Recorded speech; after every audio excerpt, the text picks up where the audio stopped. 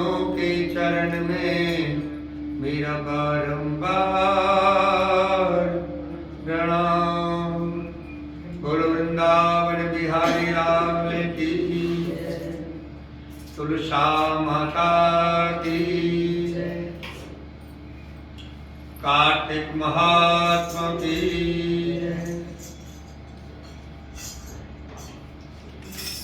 भगवान से प्रार्थना हम और आप सभी करेंगे।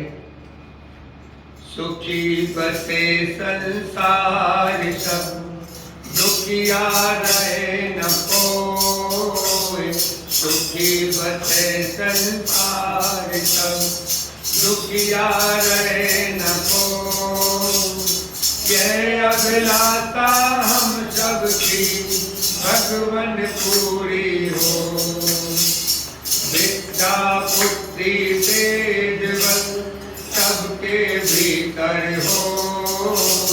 विद्या बुद्धि तेज बल सबके भीतर हो। दूध पूत धन जान से वंचित रहे न को। आपकी भक्ति प्रेम से मन हो गए भरपूर। आपकी भक्ति प्रेम से मन हो गए भरपूर। त्याग देश से चित्त मेरा ओ सौभाग्य हो। मिले भरोसा नाम का हमें सदा जगदे। मिले भरोसा नाम का हमें सदा जगदे। आशा तेरे नाम की बनी रहे मुझे। हमें बचाओ पाप से करके दया दया। हमें बचाओ पाप से करके दया दया। अपना भक्त बनाए कर हमको करो निहार। दिल में दया उदारता, मन में प्रेम अपार। दिल में दया उदारता, मन में प्रेम अपार। धैर्य है मेरी सबको तो करता। नारायण तुम आप हो, आप विमोचनहार। नारायण तुम आप हो, आप विमोचनहार। क्षमा करो अपराध तुम कर दो जग के पार। हाथ जोड़ विनती करूं सुनिए कृपा निधान। हाथ जोड़ विनती करूं सुनिए कृपा निधान। साधु संगत सुख दीजिए दया नम्रता दान। दीजिए दया नम्रता दान। दीजिए दया नम्रता दान। दीजिए दया नम्रता दान। दीजिए दया नम्रता दान। वृंदावन बिहारी लाल की, तुभ्यं नमामि नारायण। तुभ्यं नमामि जगदीश्वराय। हे लक्ष्मीकान्तं तुभ्यं नमामि। हे शान्ताकारं तुभ्यं नमामि। तो कल की कथा में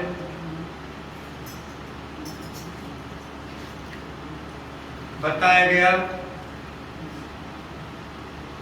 कि जलंधर और भगवान विष्णु का घोर संग्राम युद्ध हुआ। एक दूसरे पर वार प्रत्यार करते रहे।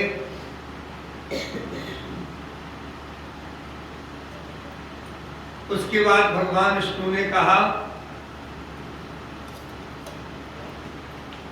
आपका हमारा वैर कैसा? आप लक्ष्मी के भाई हो।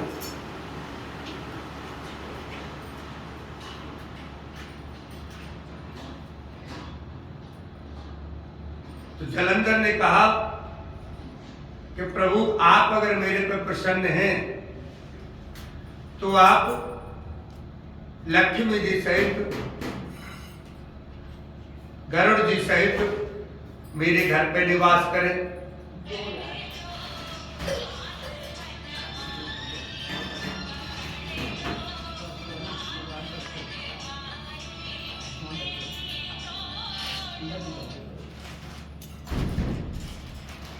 आप लक्ष्मी जी सहित गरुड़ जी सहित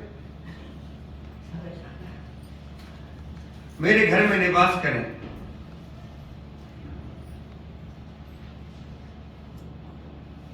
नारद जी बोले, हे राजन, जलंधर ने हमारे वहां पहुंचने पर बहुत आदर सत्कार किया, फिर भक्ति भाव और श्रद्धा से पूजन करके विनती कर कहने लगा कि महाराज कहिए आपका आगमन किस अभिप्राय से हुआ और मेरे लिए क्या किया है। हमने कहा कि दैत्यराज, मैं कैलाश पर्वत पर गया था, वहां पार्वती सहित शिव अवधूत और उनका वैभव देखकर मैं चकित रह गया। अब तीनों लोकों का भ्रमण करते हुए मैंने यहाँ आकर आपकी समृद्धि भी देखी है।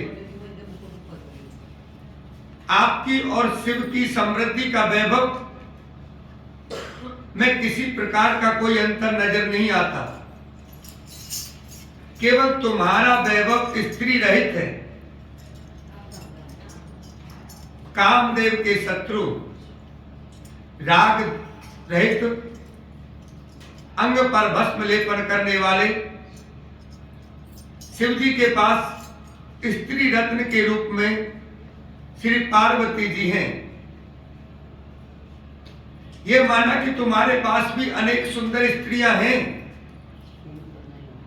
परंतु हे राजन, उनमें से एक भी ऐसी नहीं है जिसकी तुलना पार्वती जी से की जा सके। अतः आपका स्त्री रहित यह अधूरा वैभव देखकर यही निश्चित हुआ कि शिव के समान सारे ब्रह्मांड में किसी का वैभव नहीं है। नारद जी ने एक चिंगारी छोड़ दी। अब जो अभिमानी होता है, जिसको अपने सामने किसी का वैभव, समृद्धि अच्छी नहीं लगती, तो वो सामने वाले की बड़ाई सुनना पसंद नहीं करता।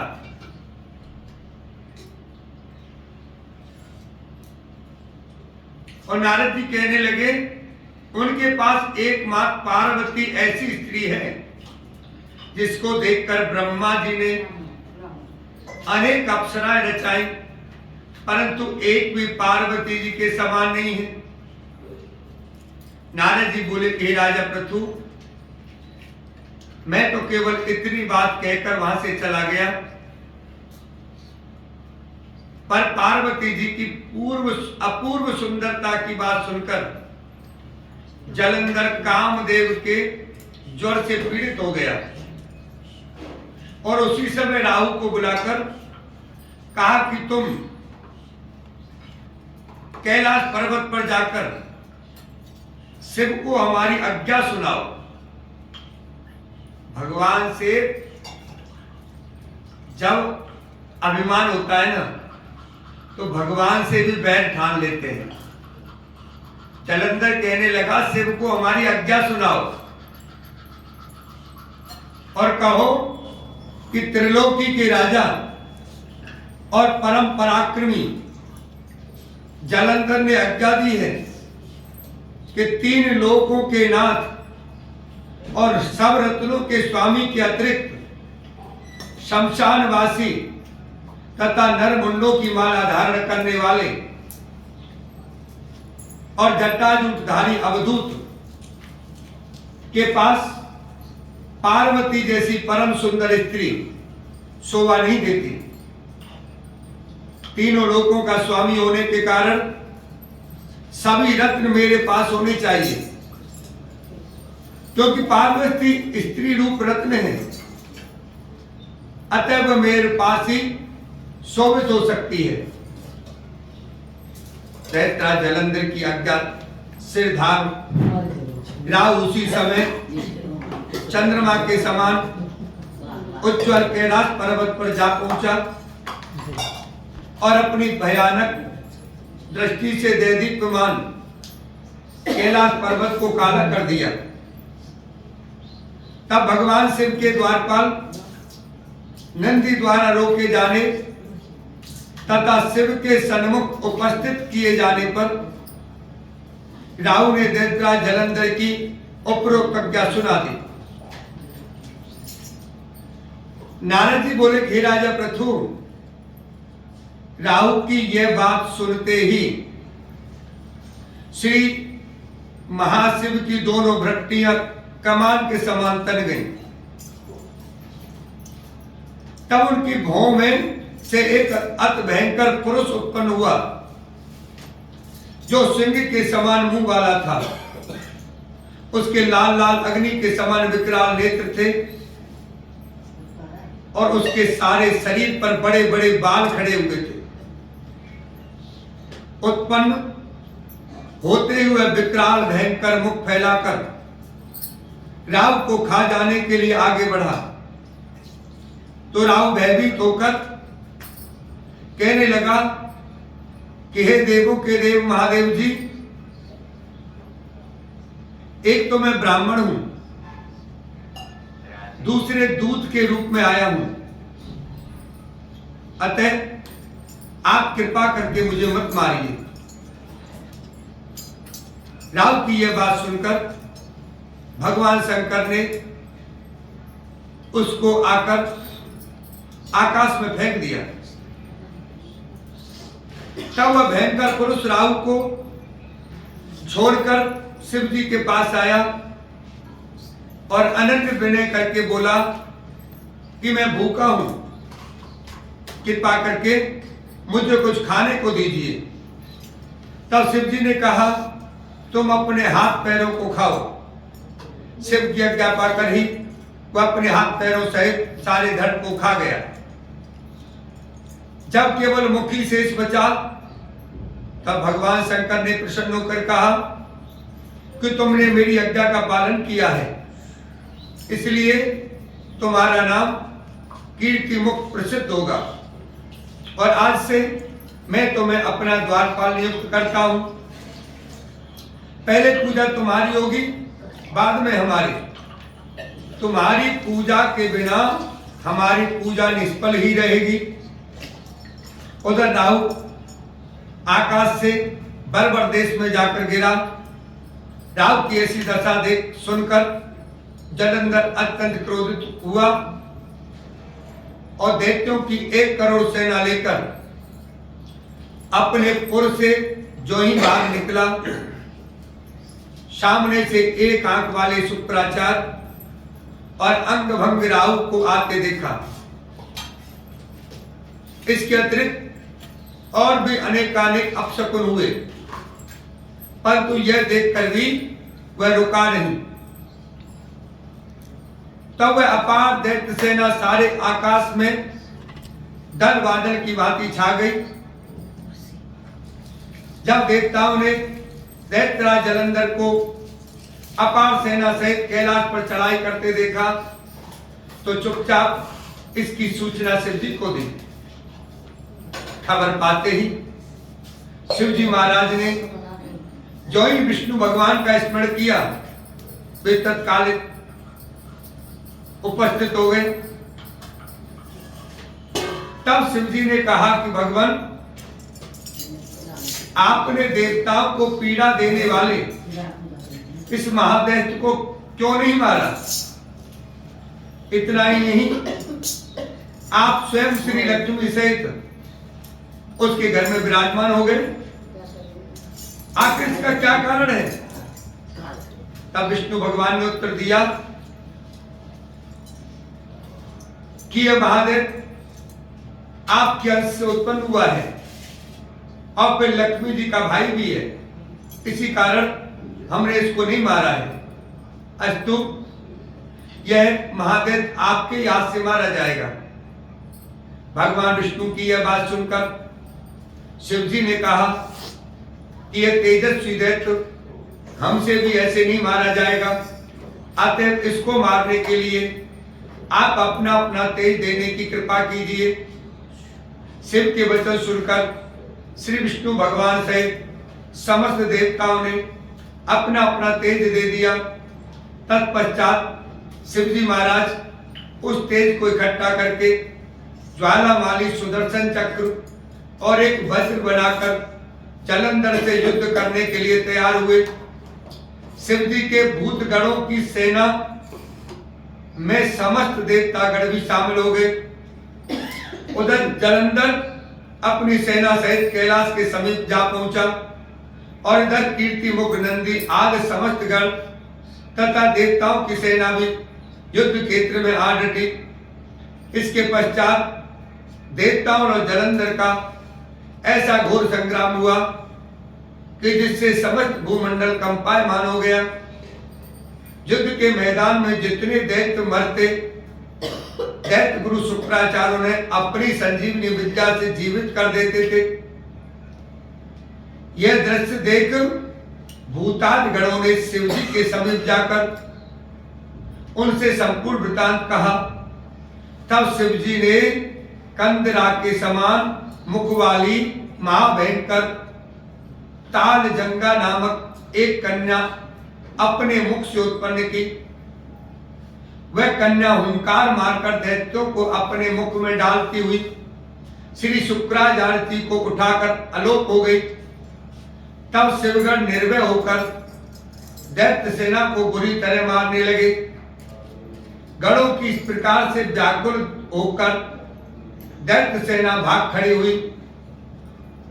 दैत्य सेना को इस प्रकार भागते देखकर जलंधर के सेनापति शुंभ निशुंभ और काल नेमी ने आगे बढ़कर देव सेना पर प्रत्याक्रमण कर दिया। अब देव सेना दैत्यों की मार से विचलित हो उठी। तब गणेश और शुंभ का महाघोर संग्राम हुआ। इस समय दैत्यों को पराजित होते देख जलंधर स्वयं युद्ध क्षेत्र में आया। उससे देव सेना की ओर से वीरभद्र ने जलंधर पर अनेक प्रहार किए। तब जलंधर ने क्रोधित होकर अपना परिघ उस पर दे मारा और उसके रथ की ध्वजा काट दी। फिर देव सेना पर भयंकर बाण वर्षा करके उसमें भगदड़ मचा दी। अपनी सेना की यह दशा देख स्वयं शिवजी बैल पर सवार होकर युद्ध क्षेत्र में आए और उन्होंने तीव्र बाणों की वर्षा प्रारंभ कर दी। शिवजी के प्रहार से दैत्य सेना इस प्रकार भागने लगी जैसे कार्तिक मास के व्रत से पाप समूह भाग जाते हैं। उसी समय शिवजी ने अपने बाणों से खड़ग रोमा का सिर काटकर पृथ्वी पर गिरा दिया। इसके पश्चात जो ही जलंधर आगे बढ़ा, शिवजी ने उसके रथ के घोड़ों तथा सारथी को मार गिराया। तब जलंधर खड़ग हाथ में लेकर पैदल ही शिवजी की ओर दौड़ा। शिवजी ने तत्क्षण आगे बढ़कर एक मुक्का उसकी छाती में मारा जिससे दैत्य वियल हो गया। इस प्रकार जब जलंधर ने देखा कि शिव अजय है तो उसने गंधर्व माया रची। गंधर्व तथा अप्सराएं युद्ध क्षेत्र में नृत्य और गायन करने लगी। शिवजी भी इस माया में फंसकर नाचने तथा गाने लगे। शिवजी को इस माया में फंसा देखकर जलंधर महादेव जी का रूप धारण कर पार्वती जी के पास गया और उनका सुंदर रूप देखकर कामंद हो गया। पार्वती जी शिव जी को आया देखकर खड़ी हो गई, परंतु तुरंत ही इस राक्षसी माया को समझकर वहां से अंतर ध्यान हो गए। तब निराश जलंधर पुनः युद्ध क्षेत्र में आ गया। उधर जलंधर के चले जाने पर पार्वती जी ने जो ही भगवान विष्णु का स्मरण किया, वे तत्काल उपस्थित हो गए और उन्होंने जलंधर के शीघ्र मारे जाने पर आश्वासन दिया। फिर विचारने लगे कि जलंधर ने स्वयं ही अपनी मृत्यु का रास्ता बता दिया है। यह दुष्ट वृंदा के पथ धर्म के कारण ही नहीं मर रहा है। अतः देवताओं तथा अपने भक्तों की रक्षा करने के लिए हमको ही वृंदा को धर्म से डिगाने का घोर कर्म करना पड़ेगा, क्योंकि ऐसा किए बिना यह दुष्ट नहीं मरेगा। इतनी ही देर में शिव जी भी राक्षसी माया से मुक्त हो गए और जलंधर को यादें उस पर बाण वर्षा करने लगे। उधर वृंदा ने स्वप्न में देखा कि उसका पति समस्त अंगों में तेल मलकर नंगे शरीर भैंसे पर सवार होकर प्रेतों के साथ दक्षिण दिशा की ओर जा रहा है। यह स्वप्न देख वृंदा अत्यंत चिंतित हुई। मैं लटारी गौशाला तथा वाटिका आदि कहीं पर भी उसे विश्राम नहीं मिला। तब वह एक वन से दूसरे वन में जा पहुंची। वहां उसने सिंह जैसे मुख वाले दो राक्षस देखे। उन्हें देख वह सहसा भयभीत हो गई, डर गई और एकदम वहां से भाग खड़ी हुई। आगे जाकर उसने एक तपस्वी और उसके शिष्य को देखा। उनसे अपनी रक्षा की प्रार्थना की। विनय सुनकर मुनि ने अपनी एक ओंकार से उन राक्षसों को भगा दिया। तत्पश्चात वृंदा ने विनय पूर्वक मुनि से कहा, हे मुने, मेरे पति जलंधर तथा महादेव जी का घोर युद्ध हो रहा है, उसमें विजय किसकी होगी बताने की कृपा करें, क्योंकि आप सर्वज्ञ हैं। वृंदा के वचन सुनकर मुनि ने आकाश की ओर देखा।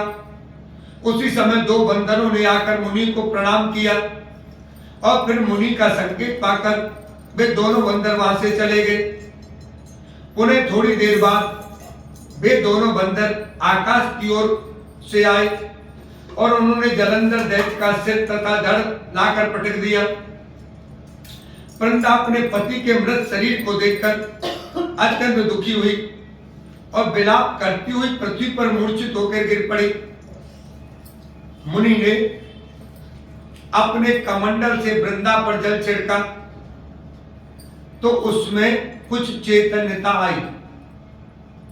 तब अपने विलाप करती हुई मुनि से कहने लगी कि हे मुने, जिसने देव गंधर्व एवं विष्णु सहित तीनों लोकों पर विजय प्राप्त की थी, वह शिव के हाथ से कैसे मारा गया? आप सामर्थ्यवान हैं, अतः किसी प्रकार मेरे पति को फिर से जीवित कर दीजिए। तब मुनि कहने लगे कि हे भद्रे, शिव जी के हाथ से मारे हुए को जीवित करना असंभव है, परंतु फिर भी हम तुम पर कृपा करके इसको जीवित किए देते हैं। इतना कहकर मुनि अंतर ध्यान हो गए और जलंधर जीवित हो वृंदा के साथ प्रेम लाभ करता हुआ आलिंगनबद्ध हो गया। वृंदा भी अपने पति के वेश में विष्णु के साथ उस वन में रमण करती रही, परंतु एक दिन मैथुन के पश्चात अपने पति के वेश में विष्णु को देखकर अत्यंत क्रोधित हुई और बोली, तुमने मेरा पतिव्रत धर्म भंग किया है, इसलिए मैं तुम्हें श्राप देती हूं। निश्चय ही वह कपट मुनि तुम ही थे और तुमने माया द्वारा जो दो राक्षस बनाए थे, कालांतर में वे ही दोनों तुम्हारी स्त्री का अपहरण करेंगे और जो तुम्हारा शिष्य था वही बंदर रूप धरकर तुम्हारी सहायता करेगा। फिर कहा कि तुम इसी समय शिला इन पत्थर हो जाओ।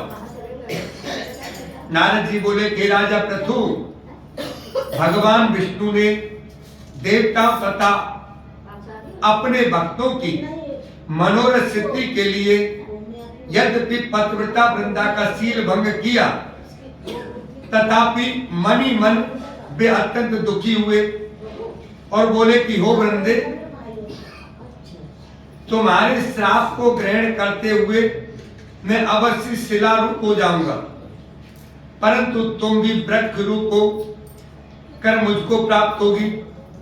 उसी समय वृंदा अपने पति के चरणों का ध्यान करके विष्णु के मना करने पर भी अग्नि में प्रवेश कर गई और विष्णु वृंदा का स्मरण करके उसकी चिता भस्म में लौटने लगे। पतिव्रता स्त्री का कितना बल होता है। भगवान जो सारे संसार को रचते हैं, उनको भी श्राप दे करके पत्थर रूप बना दिया। आज हम अपनी शक्ति को भूले हुए हैं, इसलिए परेशान हैं। अन्यथा भगवान की भी पतिव्रता स्त्री के साथ नहीं चलती। नारद जी कहते हैं, हे राजा पृथु, उधर युद्ध क्षेत्र में जलंधर दैत्य ने शिव जी को अति बलवान समझकर राक्षसी माया द्वारा पार्वती बनाई और उन्हें मारने लगे। उसकी इस माया को देखकर शिव जी नीचे को मुख करके बैठ गए। यही उचित अवसर जान जलंधर ने शिव जी पर अनेक बाणों से प्रहार किया।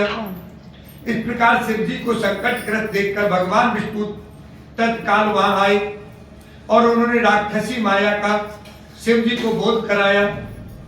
तब सचेत होकर शिव जी ने अत्यंत वेग से दैत्यों पर भयंकर बाण वर्षा प्रारंभ कर दी, जिससे भयभीत होकर शुंभ और निशुंभ भी युद्ध क्षेत्र से भाग खड़े हुए।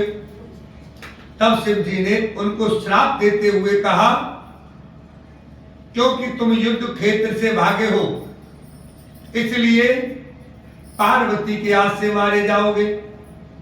इधर जो ही वृंदा का परस्पर धर्म भंग हुआ, जलंधर का बल समाप्त हो गया और भगवान विष्णु ने सुदर्शन चक्र अपने तेज सहित शिव जी को दे दिया। तब शिव जी ने विष्णु तेज के साथ अपना ऋषियों के तप तथा पतिव्रता स्त्रियों का तेज मिलाकर जलंधर दैत्य पर छोड़ दिया, जिससे जलंधर का सिर काटकर भूमि पर गिरा दिया गया।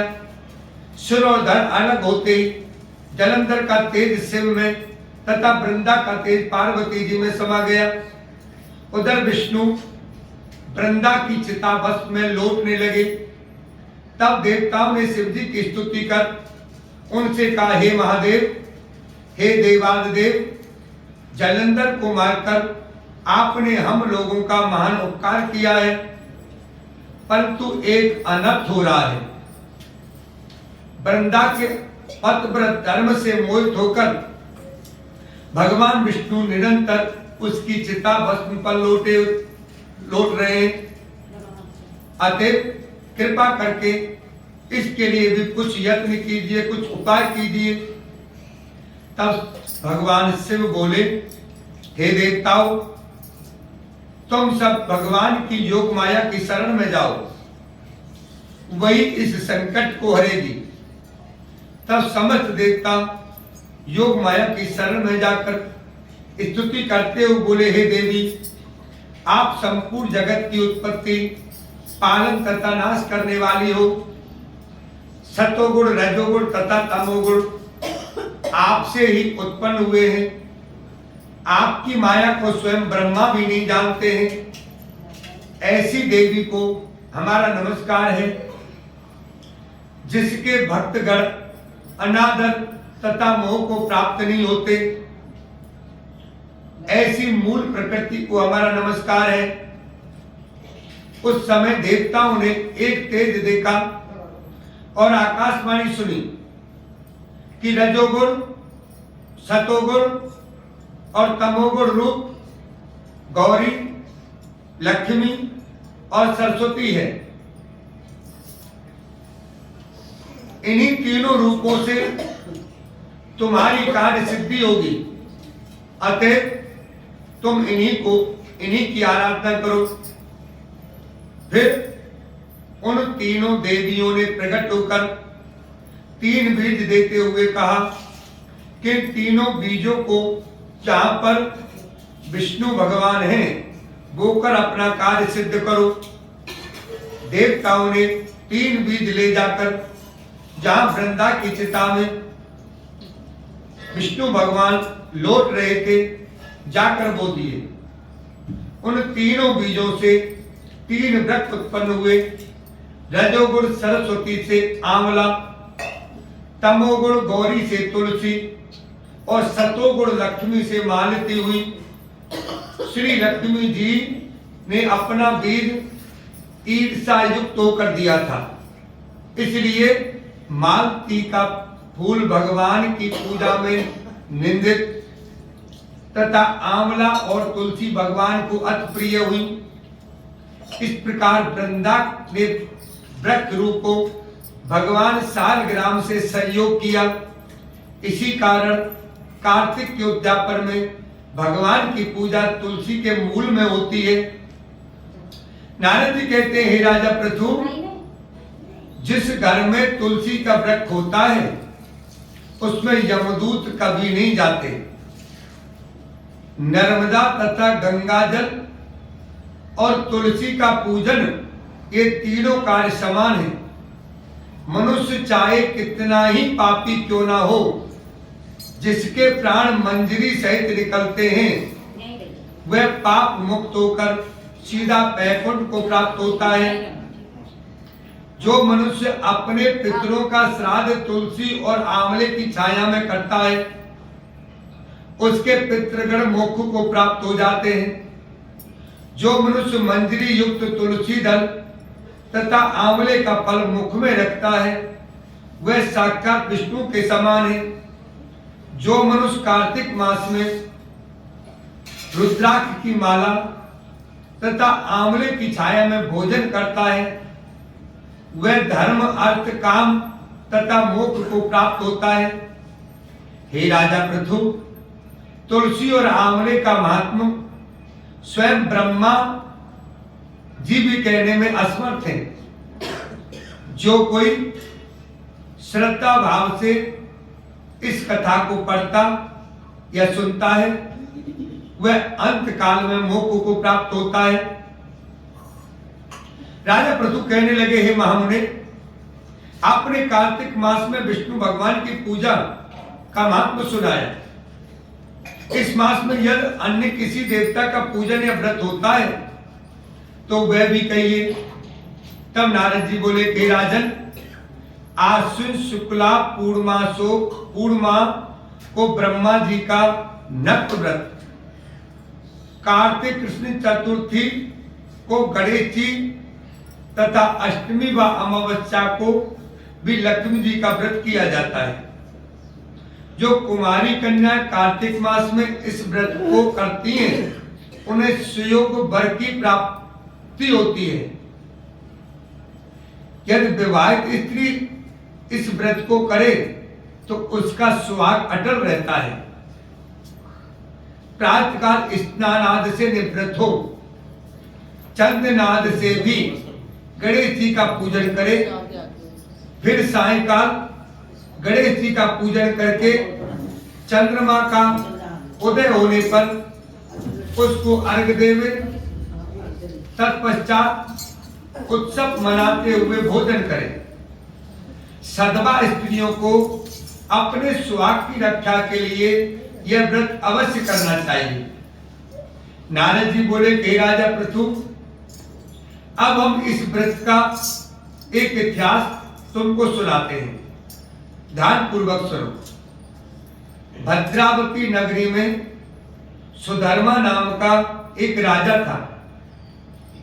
उसके रविदत्त, सुशर्मा, जय शर्मा और सुशोभन नाम वाले 4 पुत्र तथा वीरमती नाम की एक कन्या थी।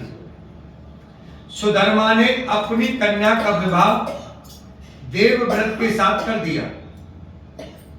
वे दोनों प्रेम पूर्वक रहने लगे। एक दिन अचानक घर पर सर्प द्वारा काटे जाने से देवव्रत की मृत्यु हो गई। यह देख वीरमती जोर जोर से रोने चिल्लाने लगी। आवाज सुनकर उसके माता पिता, चारों भाई तथा पुरवासी भी वहां पर आ गए और देवव्रत को मरा हुआ देख समस्त नगर दुख सागर में डूब गया। उसी समय दुखों को दूर करने वाले पुलस्त मुनि भी वहां आ पहुंचे। राजा ने हाथ जोड़कर विनय पूर्वक उनसे पूछा, हे महात्मन, किस पाप कर्म के कारण मेरी ये कन्या विधवा हुई है? तब पुलस्त मुनि ने कहा, हे राजन, कार्तिक मास में गणेश चतुर्थी का व्रत न करने के कारण ही यह कन्या वैधव्य को प्राप्त हुई है। फिर पुलस्त जी कहने लगे कि एक समय दैत्यों के नाश का उपाय खोजने के लिए ब्रह्मा, विष्णु, महेश तथा इंद्रादि सब देवता एकत्रित हुए।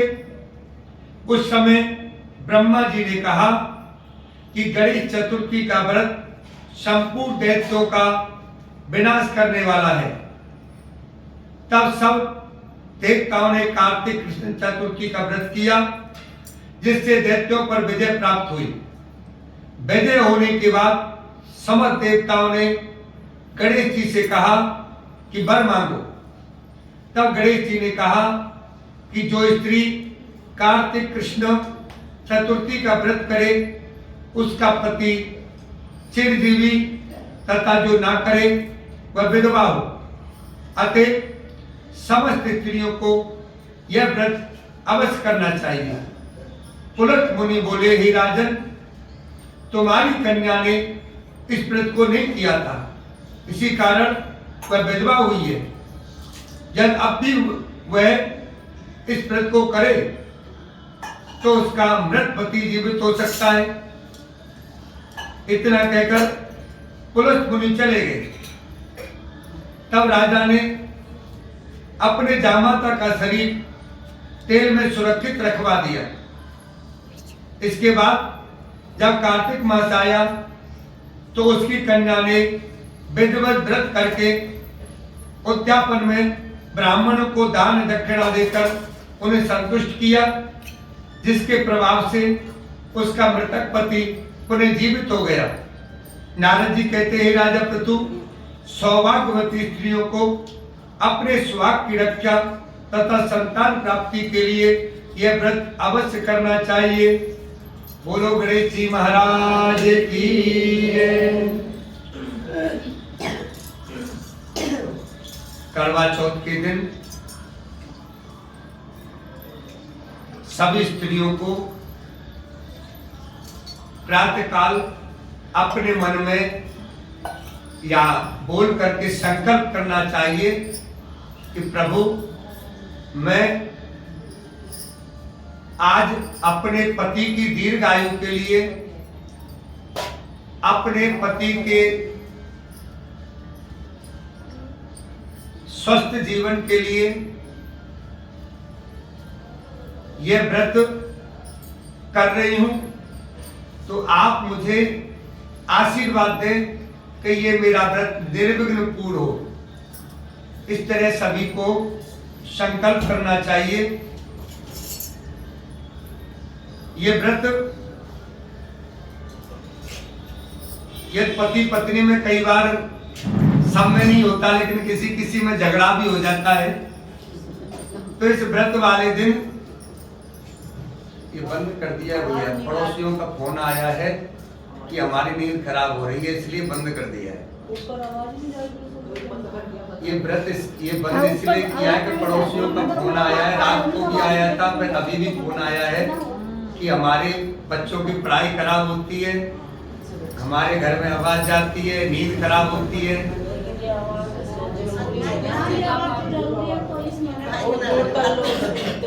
आगे बताएंगे। तो जो है ये व्रत सभी जो भी झगड़े या कलह है आपस में उसको मिटा करके प्रेम का है। पत्नी दीर्घायु के लिए, पति की दीर्घायु के लिए व्रत रखती है और पति को चाहिए कि शाम के समय किसी भी काम में कहीं भी हो समय निकालकर घर पर आकर अपनी पत्नी का व्रत खुलवाए यानी व्रत तोड़वाए। तो आज करवा चौथ का व्रत है। सभी स्त्रियां करवा चौथ का व्रत करें। शाम 4 बजे मंदिर में करवा चौथ की कथा होगी। 3 बजे बोलो। जब 4 बजे देखो ना आने वाला तो तुम 4 बजे बोल दो, 6 बजे बोल दो, 2 बजे बोल दो, नहीं आएंगे। ना आने वाला तो 4 बजे बोल दो तब भी नहीं आएंगे, 3 बजे बोल दो तब भी नहीं आएंगे। 4 बजे कथा आरंभ हो जाएगी। जिसको सुननी है वो समय पर पधारे, जिसको नहीं सुननी है वो प्रभु इच्छा। और सभी भक्तगण जो माइक के माध्यम से कथा सुनते हैं उनसे आग्रह है कि कुछ व्यक्तियों को माइक की आवाज से परेशानी होती है, इसलिए हमने आज माइक बंद रखा है। यदि वो कथा सुनना चाहते हैं तो अपना मोबाइल ऑन कर लें। YouTube पर गुरुजी 1108 पर लगा करके लाइव कथा सुन सकते हैं। जिसको परेशानी हो रही है उसका तो हमारे पास केवल एक ही उपाय है कि माइक बंद कर दिया जाए, और कोई उपाय नहीं है। और दूसरा कोई उपाय हमारे पास नहीं है। तो अरे पंडित जी माइक नहीं चलाओगे तो कथा कैसे चलेगी?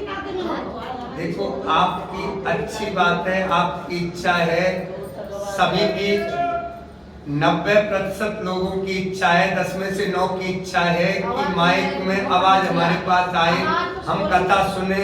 लेकिन 10 में से 1 की इच्छा नहीं है कि हमारी बच्चों की पढ़ाई में डिस्टर्ब होता है या हमारी नींद खराब होती है। तो अब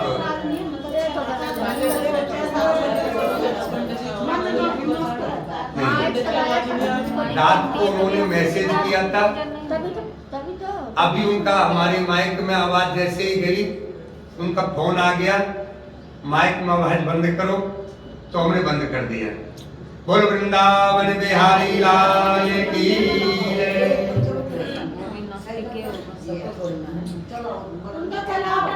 अरे आप चलाया करो।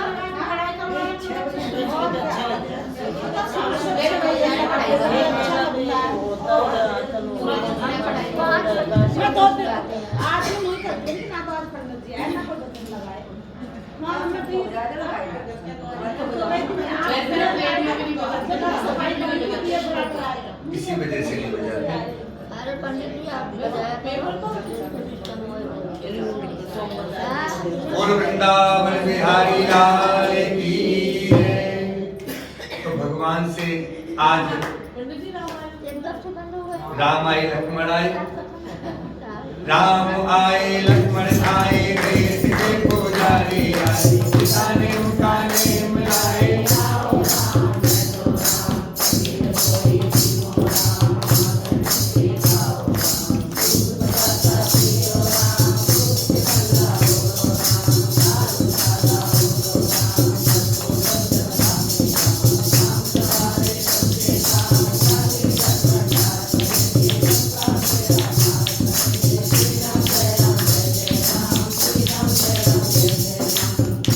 माता कहानी कहा करती थी और श्री राम जी सुना करते थे।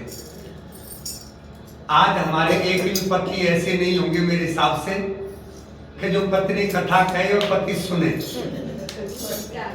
पति कहते हैं कि मुझे सो जाने दे, तुझे जो करना है तो कर ले, जो तुम्हें करना है वो करो, हमें सोने दो। लेकिन कथा कहती है कि सीता माता कहानी कहा करती थी और श्री राम जी सुना करते थे। एक दिन भगवान राम को किसी काम से बाहर जाना पड़ गया। सीता मैया कहने लगी कि भगवान मेरा तो 12 वर्ष का नित्यनेम है, मैं अपनी कहानी किसे सुनाऊंगी। भगवान बोले ऐसा करियो, कुएं की पाल पर जाकर बैठ जाइयो, औरतें पानी भरने आएंगी, तेरी कहानी सुन लेंगी। बोली अच्छा। सीता माता कुएं की पाल पर जाकर बैठ गई। एक बहू आई, रेशम जरी की साड़ी पहन रखी थी और सोने का गड़ा ले रखा था। सीता मैया बोली बहन मेरा 12 वर्ष का नित्यनेम सुन ले। बहू बोली जितने में मैं तेरा 12 वर्ष का नित्यनेम सुनूंगी मुझे देर हो जाएगी, घर में सास लड़ेगी, कहानी नहीं सुनी। घर आई तो रेशम जरी की साड़ी फट गई, सोने का गड़ा मिट्टी का हो गया। सास बोली बहू किसका दोष सिर ले आई। बहू बोली सास जी दोष क्या, कुएं पर एक औरत बैठी थी, वह कह रही थी मेरी कहानी सुन ले, मैंने नहीं सुनी तो ऐसा हो गया। अगले दिन सास वही साड़ी पहन कर गई, वही गड़ा लेकर गई। सीता मैया बोली बहन मेरी कहानी सुन ले। वो बोली एक बार छोड़ 4 बार सुनो। राम आए लक्ष्मण आए देखते तो जाए,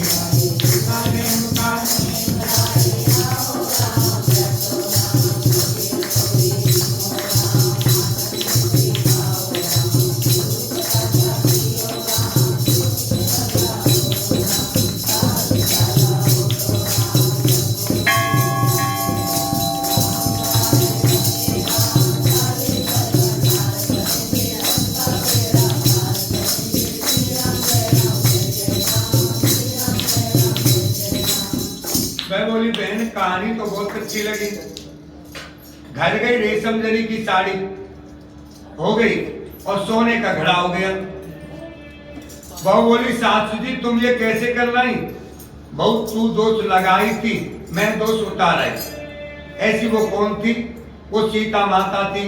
पुराने से नया कर देती है, खाली कर भंडार भर देती है, लक्ष्मी जी का वास कर देती है और जो कुछ इच्छा हो उसे पूरा कर देती है। अच्छा सासू जी ऐसी कहानी तो मुझे भी सुना दो। ले बहू तू भी सुन ले। राम आए लक्ष्मण आए देखते तो जाए,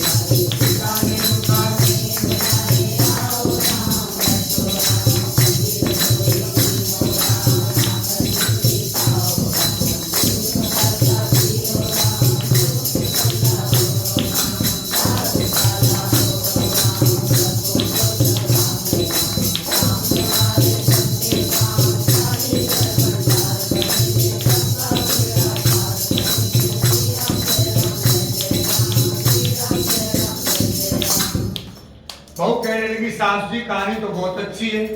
सास बोली बहू रोज कर लिया करेंगे।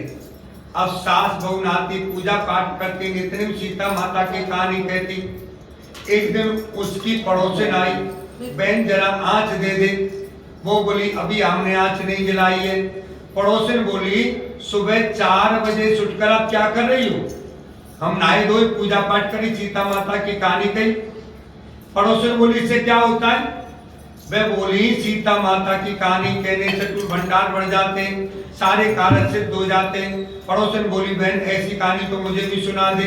ले भाई तू भी सुन ले। राम आए लक्ष्मण आए,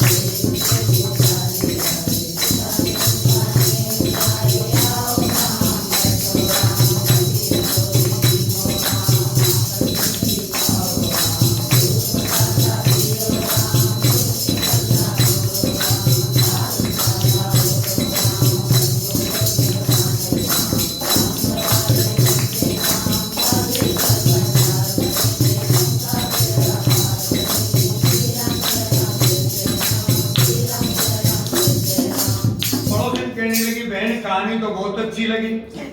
अब पड़ोसन मित्री सीता माता की कहानी कहती। सीता माता उसके घर भंडार भर दिए। हे मेरी सीता माता जैसे वो सबके भंडार भरे, मेरे ही भरियो। लक्ष्मी जी का वास हो, अन्नपूर्णा का वास हो।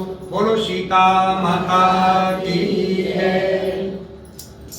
बोलो कार्तिक महात्मा की। एक सास थी, कार्तिक नहाती, 12 कोस जाती, 12 कोस आती। बहू जो थी कठरिया में पानी डालकर कहती, मन चंगा तो कठोटी में गंगा। ये सारे उपाय, कथा, भागवत, स्मरण, ये मन को ही कंट्रोल करने के लिए किए जाते हैं। यदि हमारा मन ही बस में हो जाए तो सब कुछ ठीक ही ठीक होगा। ये हमारी इंद्रियां मन को परेशान करती हैं और मन हमारी बुद्धि को परेशान करता है, और बुद्धि हमारी अच्छा या बुरा कार्य फिर कराने लगती है। इसलिए मन चंगा तो कटोटी में गंगा कहना अच्छी बात है, सरल है, लेकिन मन को चंगा करने के लिए भी मन को एकाग्रचित करना पड़ता है। विश्वास भगवान पर करना पड़ता है कि कण कण में भगवान है, और जो कण कण में भगवान हम अगर मान लेंगे तो कभी हम किसी के साथ गलत नहीं करेंगे, कभी किसी का दिल नहीं दुखाएंगे, कभी कोई गलत कार्य हम खुद नहीं करेंगे। वही गंगा जी आ जाती और नहा लेती। एक दिन सासू की नथ बह गई गंगा जी में। घर में बहू नहाई तो नथ उसके कठड़े में आ गई, उसने निकाल कर रख ली। सास आई, उदास होकर बैठ गई। बहू बोली, उदास क्यों बैठी हो सासू जी? सास बोली, बहू मेरी नथ गंगा में बह गई है। बहू बोली, मेरे हाथ में आ गई। सास बोली, कैसे? बहू बोली, तुम तो 12 कोस जाओ, 12 कोस आओ, मैं कटरे में पानी डालकर कह देती, मन चंगा तो कठोटी में गंगा।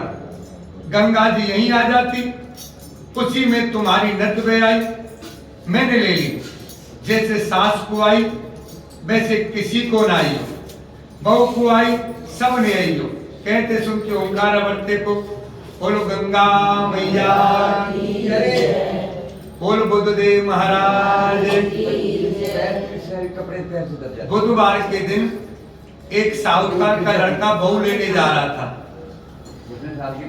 माँ ने बहुत मना किया लेकिन वो नहीं माना, जैसा कि आज बच्चे करते हैं। माँ बाप कुछ भी मना करें लेकिन बच्चे मानने को राजी नहीं है। ऐसा ही उसने भी किया। ससुराल में पहुंचा, बोला मैं तो आज ही बहू को लेके जाऊंगा। उसकी सास बोली कि बेटा मैं तो बुधवार को अपनी बेटी को नहीं भेजूंगी।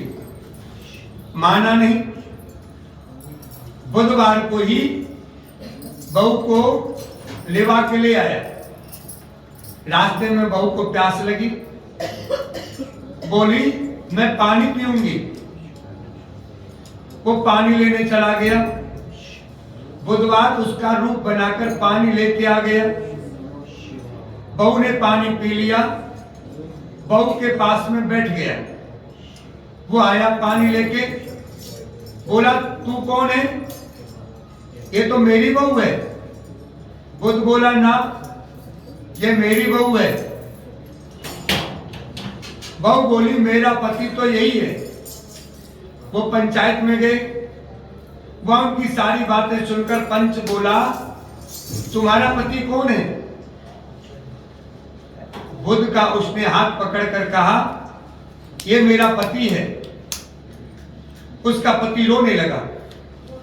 फिर पंच ने करवा मंगवाया और कहा जो मच्छर बनके करवे के मुंह से निकल जावे उसकी बहू रहेगी। बुध मच्छर बनके करवे के मुंह में घुस गया, करवा बंद कर दिया। पंच बोला तुमने बुध नहीं माना, इसलिए बुध ने यह नाटक दिखाया है। उसने सारे नगर में ढिढोरा पिटवा दिया। बुधवार को बहन के भाई सासरे जमाई कोई न जावे। जैसे बुध ने उसे नाटक दिखाया, किसी को ना दिखावे। कहते सुनते ओंकार वर्ते को बोल बुद्धदेव महाराज की जय।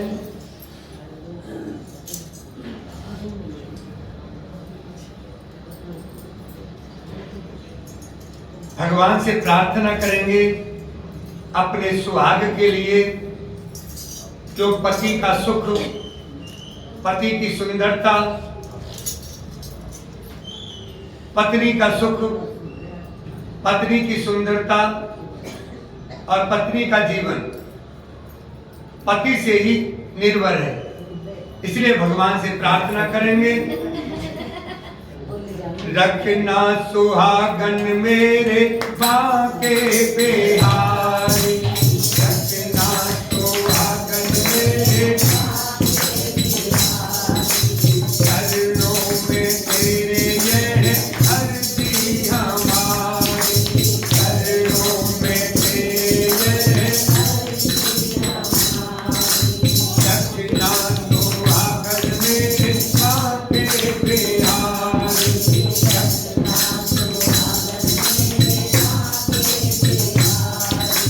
विद्या सिंदूर मेरा चमके हमेशा, विद्या हाथों का कंगन चमके हमेशा, हाथों का कंगन बनके प्रेम हमेशा हम पर रखना बिहारी, प्रेम हमेशा हम पर रखना सुहागन मेरे बाके बिहारी, रखना सुहागन तेरा सुहाग ही तो ताज है मेरा, तेरा सुहाग इससे ही घर में गाना ताज है मेरा, इससे ही घर में गाना, इसके बिना ना कोई हस्ती हमारी, इसके बिना ना कोई रखना सुहागन मेरे बाके बिहारी,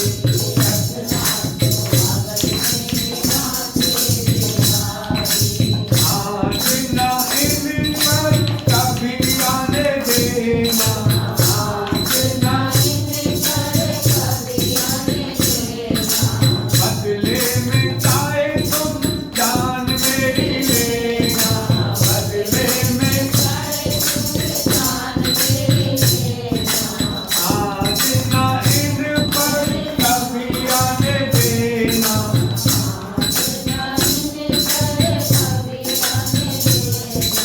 बदले में चाहे तुम जान मेरी लेना,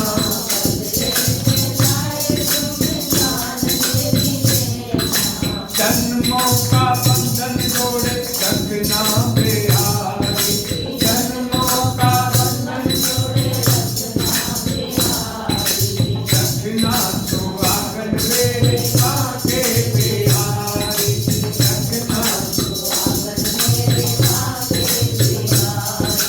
मन की बात मैंने सारी बताई,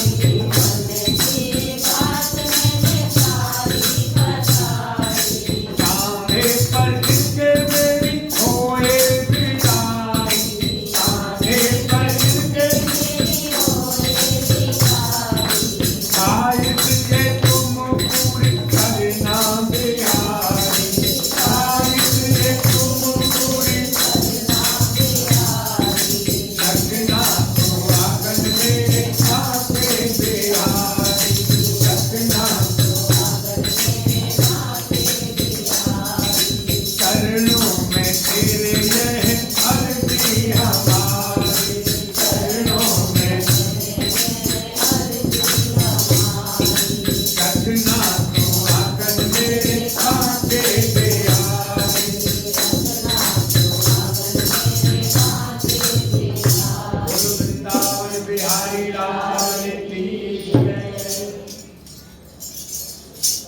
तुभ्यं नमामि नारायणाय तुभ्यं नमामि जगदीश्वराय हे लक्ष्मीकान्तं तुभ्यं नमामि हे शान्ताकारं तुभ्यं नमामि तुलसा महारानी हरि की सखरानी ओ कौन से महीने में कोई आई तुझे तो कौन से महीने में कोई हरियाली तुलसा महारानी हरि की सखरानी ओ तार के महीने में कोई आई तुझे तो सावन मास हुई हरियाली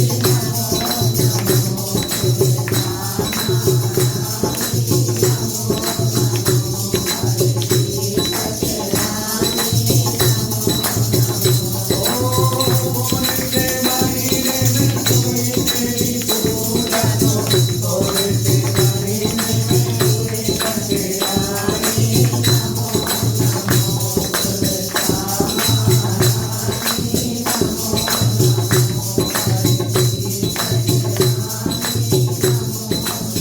ओ कार्तिक के महीने में कोई मेरी पूजा तो करते मास हुई सखरानी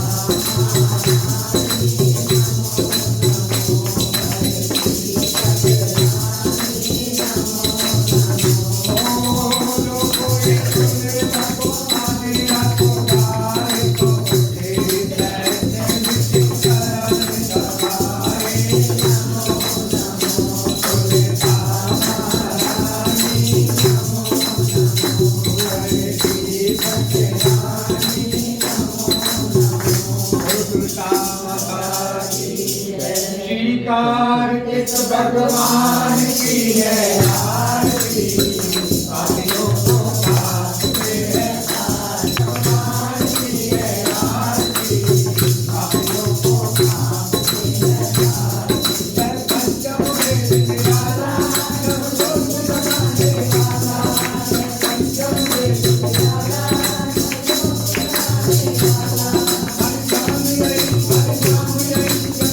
मंगल की आरती पापियों को पाप